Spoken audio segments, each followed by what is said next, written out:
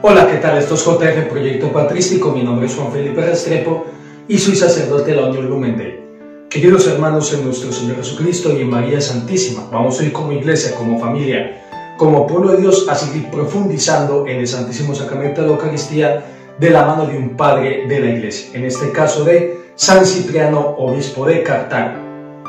Recordemos que según San Cipriano, la Eucaristía tiene una fuerza martirial, es decir, que las personas que reciben el Santísimo Sacramento de la Eucaristía, dignamente recibido por supuesto, tienen esa fuerza martirial para confesar el nombre de Cristo.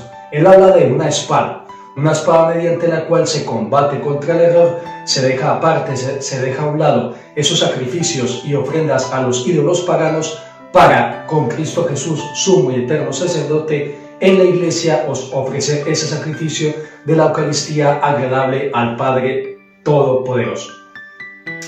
Recordemos también que San Cipriano, en este mimo que tiene por el Santísimo Sacramento de la Eucaristía, habla de la necesidad de pasar por el sacramento de la penitencia, del sacramento de la confesión, antes de recibir el Santísimo Sacramento de la Eucaristía.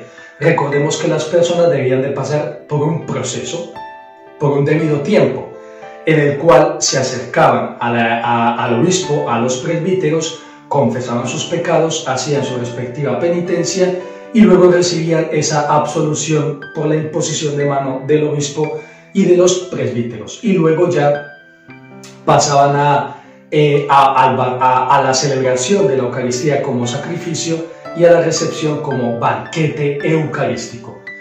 Entonces, queridos míos, fijaros bien, si escuchamos a San Cipriano de Cartago, encontramos la relación entre la Eucaristía y el pecado de la siguiente manera. Por una parte, hay una relación de incompatibilidad. La persona que está en pecado mortal no puede acercarse al Santísimo Sacramento de la Eucaristía y por eso pasa por ese proceso penitencial. Pero atención, porque en ese proceso penitencial también está incluida la Eucaristía como sacrificio agradable al Padre, es decir, la persona se acercaba, confesaba, hacía la penitencia, recibiría la absolución, pero parte de ese acto penitencial, como parte de ese acto penitencial también formaba y formará siempre parte de la Eucaristía, porque la Eucaristía, una vez que esa persona pasaba por este proceso, se ofrecía al Padre por él, por sus pecados, por sus intenciones, y luego se le distribuía, se le daba en el banquete eucarístico. Entonces notad cómo, si vemos la relación que existe entre la Eucaristía y el pecado, por una parte una relación de incompatibilidad, pero por otra parte la Eucaristía, después de que la persona ha pasado ese proceso penitencial, la Eucaristía también destruye el pecado, se ofrece por el pecado de esa persona. Pues muy bien, vamos ahora a leer algo que recalca, algo que vuelve a hacernos ver cómo San Cipriano insiste en esa dignidad a la hora de recibir el Santísimo Sacramento. Pues y cuando se trata de pecados menores, entonces claro, obviamente hay pecados mortales y en los pecados mortales pues hay una gradación. Pero él decía, si cuando se trata de pecados menores hacen penitencia a los pecadores el tiempo debido y conforme a lo ordenado en la disposición disciplinar vienen a la confesión y reciben el derecho a la comunión por la imposición de manos del obispo y del clero, ahora en tiempo crudo, entonces por una parte, él dice, si hay personas que tienen pecados menores, porque atención, porque para San Cipriano el pecado contra el Santísimo Sacramento de la Eucaristía es un pecado muy grave, y alguno me podría decir, padre, eso se entiende, pero cuidado, porque el pecado de estas personas, de los lapsi, de los caídos, no es directamente en cuanto tal contra la Eucaristía. Lo que están haciendo ellos es participar de la mesa de los dioses paganos, ofrecer sacrificios a divinidades vacuas, vacías,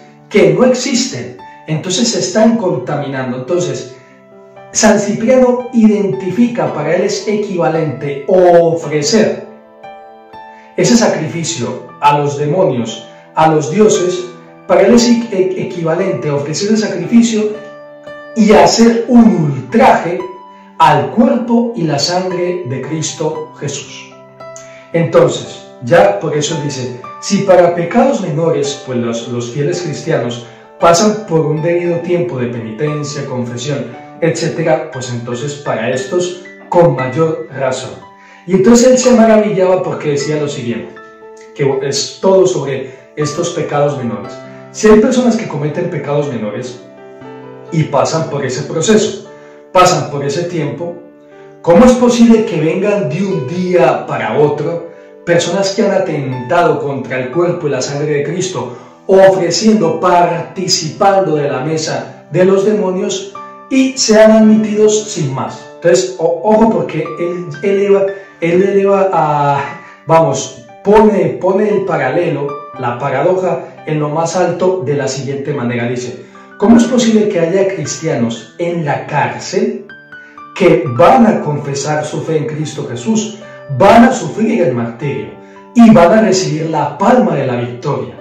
Estos que van a ser mártires van a recibir ese premio de Cristo Jesús, y estos, antes de que estos estén recibiendo ya ese premio, estos que han caído ya están en comunión con la iglesia y se quedan tan panchos y se quedan tan tranquilos. Dice, pero ¿cómo es posible algo así? Vamos a terminar de leer el texto. Dice, ahora en tiempo crudo, cuando dura aún la persecución, no habiendo sido todavía restituida la paz de la misma iglesia, son recibidos a la comunión y se ofrece a su nombre, y sin haber hecho, veis, se ofrece a su nombre.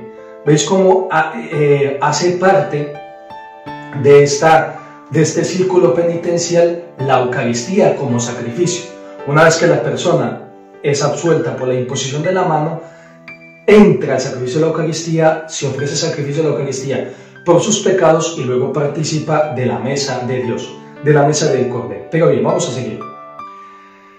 Sin haber hecho la confesión, ni haberle sido impuesta todavía la mano por el obispo y el clero, se les da la Eucaristía, siendo así que está escrito, pues atención, porque él va a decir, cuidado con estos que piensan que se salen con la suya, porque a ellos se les aplica 1 Corintios 11:27, el que comiere del pan o bebiere el cáliz del Señor indignamente, será reo del cuerpo y de la sangre del Señor.